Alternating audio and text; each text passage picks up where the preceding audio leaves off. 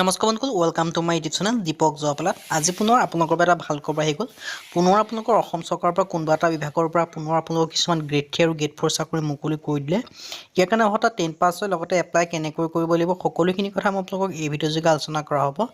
যদি ভিডিঅ'টো ভাল পায় ভিডিঅ'টো লাইক কৰিব লগতে চেনেলটো ছাবস্ক্ৰাইব কৰি দিব এনেকুৱা ভিডিঅ'সমূহ প্ৰতিদিনে পাই থাকিব আহক আজি মই ভিডিঅ'টো আৰম্ভ কৰোঁ ভিডিঅ'টো আৰম্ভ কৰাৰ আগতে আপোনালোকক কৈ দিব বিচাৰিছোঁ যে আপোনালোকৰ ইয়াত এই ভিডিঅ'টো আপোনালোকে কেনেকৈ আবেদন কৰিব লাগিব ফুল এপ্লাই প্ৰচেছটো দেখাই দিয়া হ'ব সেইকাৰণে অলপ ভিডিঅ'টো দীঘলীয়া হ'ব হ'লেও আপোনালোকে ভিডিঅ'টো শেষলৈকে চাই থাকিব আৰু ভিডিঅ' যদি লগৰ বন্ধু-বান্ধৱক শ্বেয়াৰ কৰিব বিচাৰে হোৱাটছআপ বা ফেচবুক আপোনালোকে ভিডিঅ'টো লিংকটো শ্বেয়াৰ কৰি দিব পাৰে আহক আজি আমি ভিডিঅ'টো আৰম্ভ কৰোঁ ভেকেঞ্চিখিনি দেখিব পাইছে প্ৰথম যদি বিভাগ আহিছে এইটো হৈছে আপোনালোকৰ গুৱাহাটী ইউনিভাৰ্চিটিৰ ফালৰ পৰা ইয়াৰ কাৰণে আপোনালোকে দেখিব পাইছে লোৱাৰ ডিভিজন ক্লাৰ্ক LDCৰ আপোনালোকৰ এটা ভেকেঞ্চি আছে আৰু ৰিজাৰ্ভেশ্যন বুলি ক'লে ইউআৰ কেটেগৰী মানে সকলো কেণ্ডিডেটে আবেদনসমূহ কৰিব পাৰিব ইয়াত আপোনালোকৰ দৰমহাসমূহ দিয়া হ'ব ৩৫,৪১২ টকা পাৰ মান্থ আপোনালোকে পইচাসমূহ পাব ফিক্স পে হয় আৰু যদি আপোনালোকে ইণ্টাৰেষ্টেড হয় এই ভেকেঞ্চিটোৰ কাৰণে লোৱাৰ ডিভিজন ক্লাৰ্কৰ হয় সেই তাৰ কাৰণে আবেদনসমূহ কৰিব পাৰিব আৰু কোৱালিফিকেশ্যন আৰু এক্সপিৰিয়েঞ্চৰ ক্ষেত্ৰত মই আপোনালোকক ক'ব জানো লোৱাৰ ডিভিজন ক্লাছ LDC আৰু পলিউশ্যন ৰিচাৰ্চ চেণ্টাৰৰ পৰা আহিছে ইয়াত আপোনালোকে দেখিছে মিনিষ্ট্ৰী অফ হেল্থ ফেমিলি আৰু ষ্টেটিষ্টিক্স ডিপাৰ্টমেণ্ট গভ অফ ইণ্ডিয়াৰ আণ্ডাৰত হয় LDC ভেকেঞ্চি লোৱাৰ ডিভিজন ক্লাৰ্ক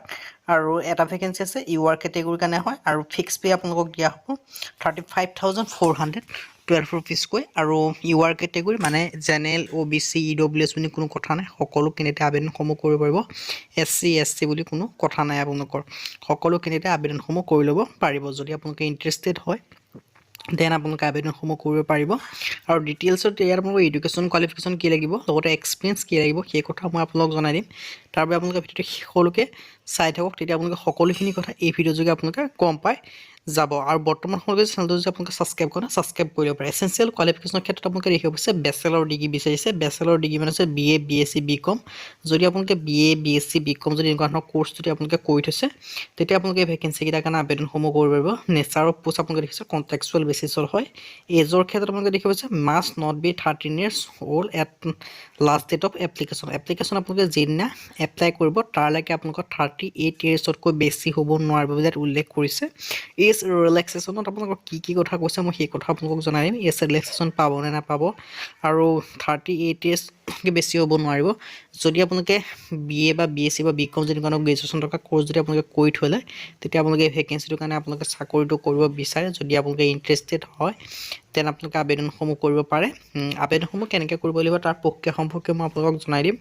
সেইকাৰণে আপোনালোকে ভিডিঅ'টো শেষলৈকে চাই থাকিব আৰু যদি ইণ্টাৰেষ্টেড হয় দেন আপোনালোকে আবেদনসমূহ কৰি ল'ব পাৰিব NB ক্ষেত্ৰত এটা বিশেষ দিছে the post is temporary and contextual basis হয় এইটো আপোনালোকৰ টেম্পৰৰী হয় আৰু কণ্টেক্সুৱেল বেচিছৰ ভেকেঞ্চি হয় এইটো আপোনালোকৰ পাৰ্মানেণ্ট বেচিছৰ ভেকেঞ্চি নহয় আৰু এইখিনি পদখিনি আছে GU ফালৰ পৰা GU মানে আছে গুৱাহাটী ইউনিভাৰ্চিটিৰ ফালৰ পৰা আবেদনসমূহ কেনেকৈ কৰিব লাগিব মই এই কথা কৈ দিম লগতে এপ্লিকেশ্যন ফৰ্মখন ক'ত পাব মই আপোনালোকক সেই কথাও জনাই দিম তাৰ কাৰণে আপোনালোকে ভিডিঅ'টো শেষলৈকে চাই থাকিব আৰু চেনেলটো আপোনালোকে ছাবস্ক্ৰাইব কৰিব যদি বৰ্তমান সময়লৈ চেনেলটো যদি নতুনকৈ আহিছে তেন্তে এজৰ ক্ষেত্ৰত কৈছে মিনিমাম হ'ব লাগিব 18 বছৰ আৰু মেক্সিমাম আপোনালোকৰ দিয়া আছে 38 বছৰ লগতে আপোনালোকৰ এজ ৰিলেক্সেশ্যনসমূহ পাব SC ST কাৰণে 5 বছৰ 43 বছৰ OBC MBC কাৰণে 3 বছৰ 41 বছৰ PWD কাৰণে 10 বছৰ 48 yearsলৈকে আপোনালোকে আবেদনসমূহ কৰি ল'ব পাৰিব যদি আপোনালোকে ইণ্টাৰেষ্টেড হয় দেন আপোনালোকে এই ভেকেঞ্চিকেইটাৰ কাৰণে আবেদনসমূহ কৰিব পাৰিব যদি আপোনালোকে আগ্ৰহী এনেকুৱা ভেকেঞ্চিৰ কাৰণে আবেদনসমূহ কৰিব যদি বিচাৰে আবেদনসমূহ কৰিব পাৰিব ইনষ্ট্ৰাকশ্যন ইনফৰমেশ্যন দেখিব পাইছে এপ্লিকেশ্যন ফৰ্ম লাগিব এপ্লিকেশ্যন ফৰ্মখন পাব www.guwahati.ac.in যিটো অফিচিয়েল ৱেবছাইট আছে তাত আপোনালোকে এপ্লিকেশ্যন ফৰ্মটো পাব লগতে ইয়াৰ কাৰণে আবেদন কৰিবলৈ আপোনালোকে এটা এপ্লিকেশ্যন ফিজ আৰু লাষ্ট ডেট দিয়া আছে এপ্লিকেশ্যন ফিজ আপোনালোকে দিব লাগিব 500 আৰু লাষ্ট ডেট আছে 22/2/2024 ফেব্ৰুৱাৰী মাহৰ 22 তাৰিখৰ আগত আপোনালোকে এই ভেকেঞ্চিটোৰ কাৰণে আবেদনসমূহ কৰিব লাগিব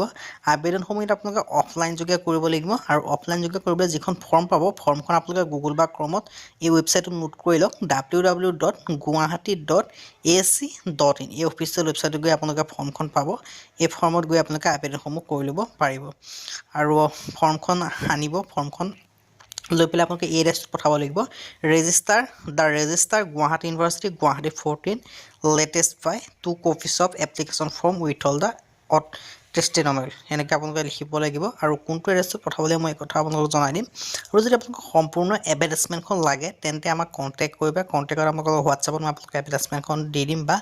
কমেণ্ট বক্সতো আপোনালোকে যদি বিচাৰে কমেণ্ট বক্সত আপোনালোকৰ লিংকটো দি দিম দেন আপোনালোকে চাই পেলাই আপোনালোকে নিজৰ আপোনালোকে আবেদনসমূহ কৰি ল'ব পাৰিব আৰু ডিটেইলছত মই সম্পূৰ্ণ কথাখিনিও আপোনালোকক দেখাই দিম কেনেকৈ আবেদন কৰিব লাগে মই সেইকাৰণে আপোনালোকে ভিডিঅ'টো শেষলৈকে চাই থাকক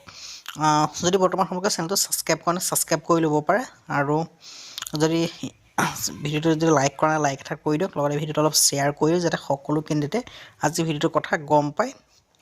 আপোনালোকক কৈ দিছোঁ যদি ইণ্টাৰেষ্টেড হয় তেনে আবেদনসমূহ কৰি ল'ব পাৰিব 500 টকাকৈ দিব লাগিব ইয়াত উল্লেখ কৰি দিছে যদি আপোনালোকে ইণ্টাৰেষ্টেড হয় তেনে আবেদনসমূহ কৰি ল'ব আজি ভিডিঅ' ইমানে যদি ভিডিঅ' ভাল পালে লাইক কৰিব লগতে চেনেলটো ছাবস্ক্ৰাইব কৰিব এনেকুৱা ভিডিঅ'সমূহ প্ৰতিদিনে পাই থাকিব আজিলৈ ভিডিঅ' লগ পাম